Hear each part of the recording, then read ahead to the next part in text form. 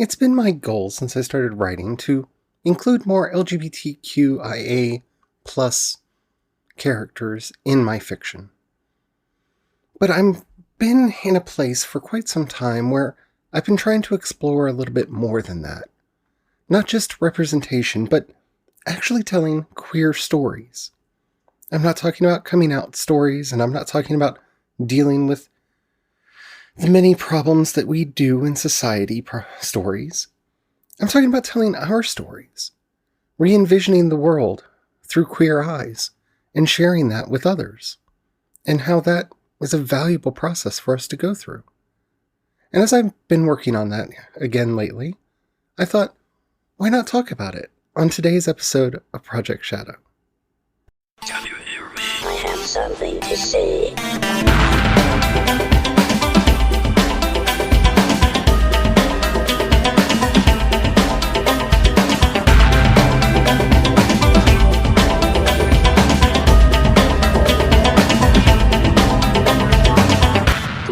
Project Shadow starts now. Hello everyone, how are you doing today? My name's Charlie. You might know me better as sci-fi fantasy writer C.E. Dorset, especially if you're reading my latest book. But I don't want to talk about that today. Well, I kind of do, because Crucify My Love is a very queer story. And it is so very intentionally. But I want to talk more about the process and what I mean by the difference between representation and actually queering fiction. But before we get into all that, if you haven't already, please do take a moment to rate this podcast in whatever app you're listening to me on. It really does help out a lot. It tells the algorithms to share the podcast with more people. The more people that listen, the bigger the community. The bigger the community, the better the chance we have of actually communicating with each other. And after all, that's why I do this show in the first place. Thank you to everyone who has already done that. So, queering fantasy. And I'm going to be talking specifically about fantasy, even though I think this is something that should be done in every genre, but I don't write straight up horror, and I've only just started working on getting back into science fiction, and that was after some very bad experiences in the genre that I don't want to go into in this episode, but you can always let me know if you're interested in any of those stories. But I did actually kind of do this in one of my sci-fi stories in Shine Like Thunder. But it's something that I've been thinking about a lot, especially here lately. And I'm going to talk about some of the reasons why a little bit more in tomorrow's Fiction Friday episode. But so what do I mean by this? Well, I'm of an age that I remember when I was growing up, I would see characters that somehow reminded me of me, that I identified with in a way that I couldn't understand, and I didn't know what it was, because back when I was a kid, we didn't talk about the homosexuals, and we definitely didn't talk about the transgenders, because those weren't things that we talked about back then. We had to save the virgin ears of our children from maybe realizing who they are and why they feel so alienated from everything around them, and why is it that when they watch He-Man, they identify more with Teela and the Sorceress than with any of the other characters? Why Evelyn is their favorite villain? Why they actually like She-Ra more than He-Man? And why Jem is one of their favorite cartoons? Yeah, let's not save them psychological trauma and pain later in life. Let's keep it all secret. And over the years, the battle that we've been waging has been one for representation. And representation is important. Seeing queer characters in fiction, no matter what that fiction is important. It's important for representation of all kinds. Seeing your ethnicity, your gender, your sexuality portrayed in television, film, and other media is very important. It makes us feel less alone, and we've talked about this on previous episodes. The place where I am, at least in my life and my career now, is I want to move beyond just what does it mean to have representation. Because I think for a lot of stories. That's the best that we can hope for. But to me, the next great frontier in fiction is going to be the normalizing of the queer narrative and getting our stories out there in a way that they don't feel special and they don't get lauded because heterosexual people play the homosexual characters in the movie, and isn't that brave? Or cisgendered people play the trans people in the narrative, and we all just kind of pat ourselves on the back and say, aren't they brave? Yeah, no. That that's not what I'm talking about. And I'm really not talking about coming out stories, though I do think that those still need to happen.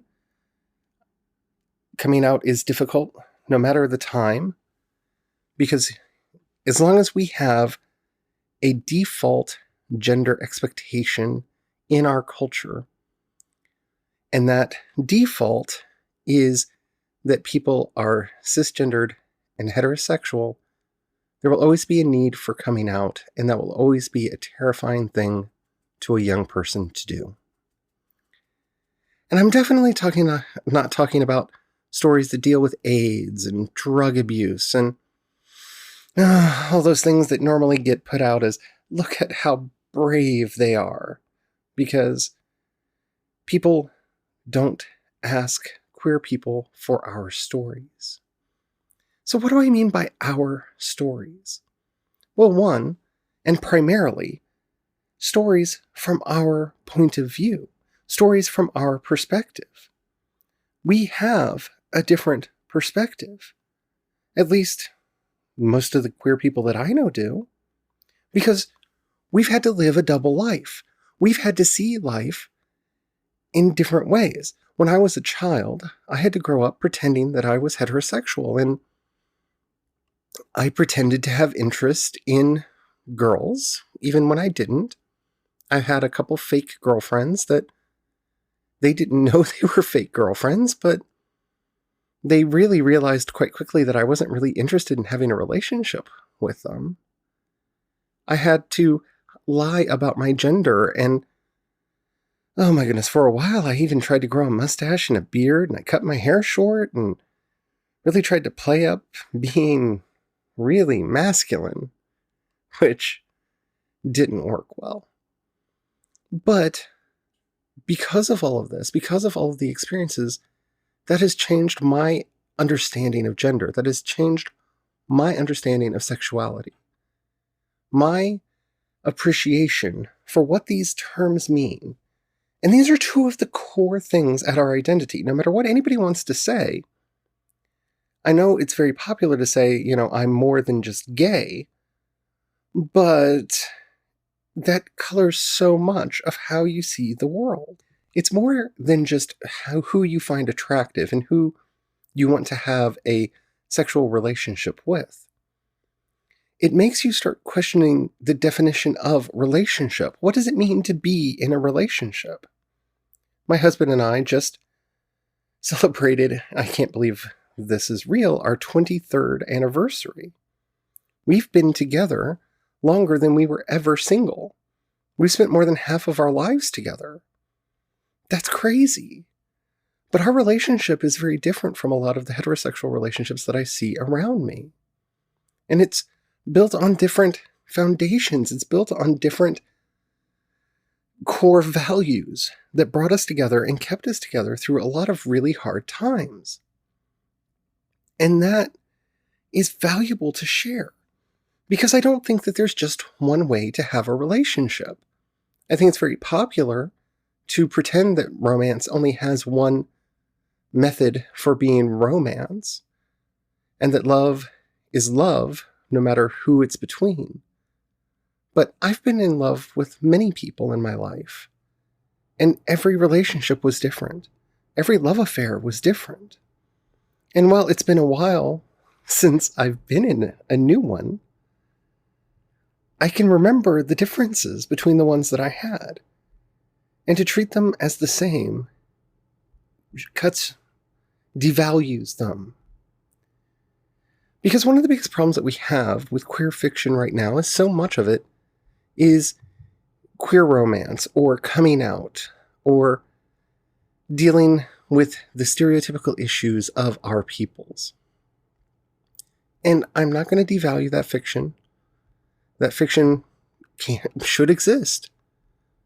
But I think what we need to be looking for, what I, at least in my work, am striving for, is finding stories that take into effect my worldview and take into effect how I have come to see not only the world, but all the many little facets of it, because I grew up having to pretend to be masculine when I was not. I grew up having to pretend to be straight, even though I was not. And as such, I have seen what it's like on both sides of that coin. That's a broadening of my own perspective that I want to bring to the fiction. And it's something that I think will change everything if we can start telling our stories. So what exactly are our stories? It sounds so amorphous when I say that they're stories from a queer perspective, but they are stories from a queer perspective. I am a non-binary person. I identify most strongly with my feminine side, but not to the complete exclusion of my masculine nature. But I'm definitely not male. I can say that very, very clearly. I am not male. I've never been male. I will never be male.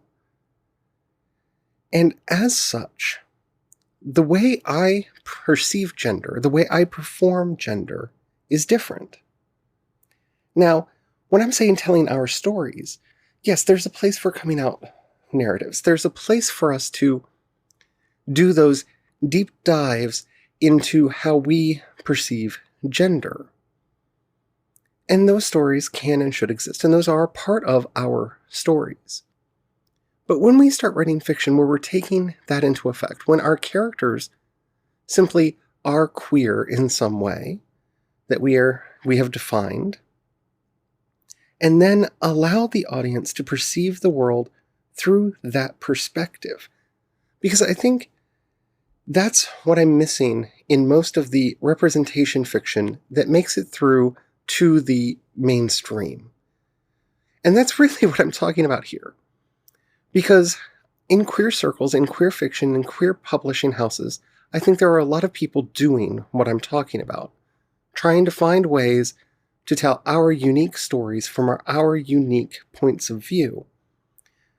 But that gets lost in translation. That gets lost when we try to bring it to a wider, more mainstream audience, because there's this feeling that, well, a heterosexual audience isn't going to understand that, or a cisgendered audience isn't going to understand that. So let's take all of the transgendered characters in the story and let's mash them into one person and let them represent all of the trans characters.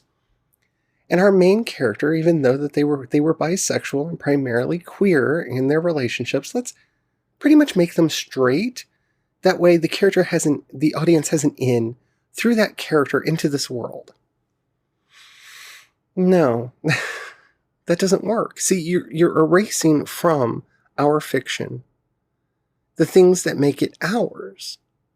You're erasing from our fiction our voice. The idea, and you can see how this plays out, the idea that in The Rise of Skywalker, there could be a 2-second kiss in the background between two characters that I dare anyone who's not a hardcore Star Wars fan to name, because one has a name said once in a previous film, and the other character is not named at all except for in peripheral material. Yeah, okay, representation, yay, queer characters exist. And we can see how this actually plays out. This is why I always go to Sinjir. Sinjir, in the Aftermath books, is not only a queer character, but he sees the world through queer eyes and experiences Star Wars from a queer perspective. He is a canon character who ticks all of the boxes that I'm talking about. But that's in the peripheral material. Most Star Wars fans are never going to read the Aftermath books. They're not going to listen to the audiobooks. They're not going to know that Sinjir even exists. But, and this is where I get really frustrated, is Snap, who's also from those books, Snap Wexley, he gets not only to appear in those movies, he even gets an ignominious death, like so many characters in The Rise of Skywalker. But he's allowed to have that through line. Where's Sinjir? Do we see Sinjir in any of the movies, even in the background? No. No, he's not present. Why? Why don't we get to see him? Where did he go? And yes, I know the answer to that. He probably died when Starkiller Base blew up Hosnian Prime. Yes. I know. But we could have had a character that obviously reminded us of him on the deck there, looking out.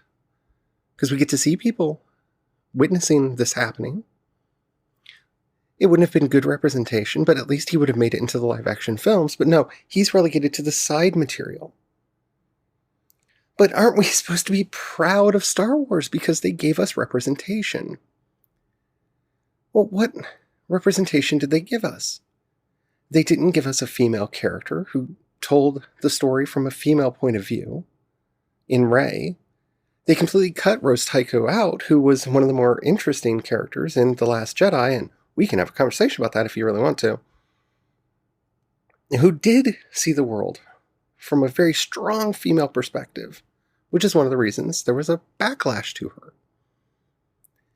And if you're going to give in to the backlash when you allow any character, be they a minority character like her or a female character like her, be shouted down and relegated to the sidelines because people react negatively to it, you're just giving in to the lesser angels, to the demons of our society. And you can't do that. You have to have bravery.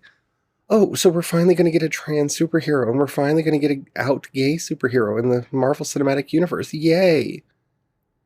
Isn't it about time? Let's celebrate. But no, it's just going to be a thing about them. And yes, representation is important, and I'm going to keep going back and hammering that over and over and over again, but Valkyrie if we're going to allow Valkyrie to be an out queer character in Thor Love and Thunder, I'm fine with that. But I want her character to express her queerness, which doesn't mean that she gets a girlfriend. She should, because I'm tired of characters being queer on paper and never having relationships. That's a problem. But it's more than that. She has an identity. She has a relationship with herself that she's had to develop over time. Because, well, this appears to be a minority even amongst ex-Guardians, unless we're going to retroactively make Thor bi or something. Which, who knows, maybe they'll do that too. You have to embrace the characters and their points of view. Because that's the logical next step. We need to not only have characters that show up and go, hi, I'm here, I'm queer, I hope I'm not taking up too much screen time. We need characters that are going to embrace their identity and the history that comes with that, and let it shine through their perspective and how they engage in the story. How they have learned to deal with various social interactions. How they have learned to cope with the society that they live in. That is what I'm looking for. That's what I'm talking about when I'm talking about queering fantasy. We need to have these characters matter.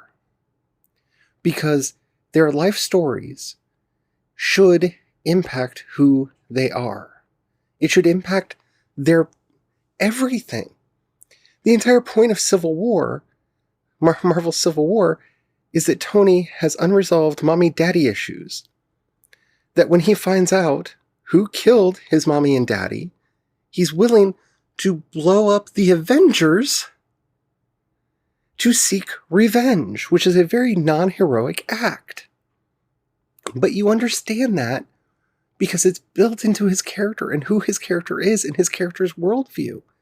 Everything he's done has been to an attempt to find salvation for both himself and for Howard Stark. And so it makes sense. We see how his childhood, how his life, how his worldview makes him who he is. And that's what I'm asking for.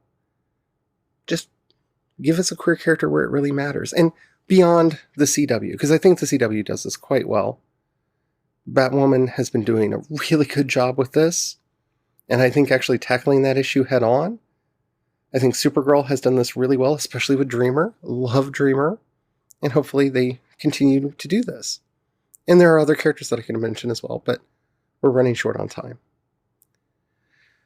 So yeah, this is kind of my manifesto for the year to come. I'm wanting to make sure that the characters that I write, it matters that they're queer, that they're not just a tick box. And hopefully, some more mainstream projects will do the same. I hope you enjoyed this episode. If you did and you haven't already, please do take a moment to rate it in whatever app you're listening to me on. It does help out a lot. If you have any questions, comments, or topics you'd like to hear discussed on the show, in the show notes you'll find a link to the voice message system. Keep it short, keep it clean so I can use it on the show. I would love to hear from you. If you'd rather hit me up on social media, I am CE Dorset on both Twitter and Instagram, and you can find a link to everything that I do over at projectshadow.com. If you've got $1 and would like to join the project, in the show notes you'll find a link to both my Patreon and listener support. The difference between the two is the people on Patreon occasionally get stuff. If you've already done that, thank you so very, very much. And if you haven't, that's all right. If you don't have any money right now or you don't feel like giving, think about whether or not you know somebody who would like what I'm doing. And if you can think of somebody, please share.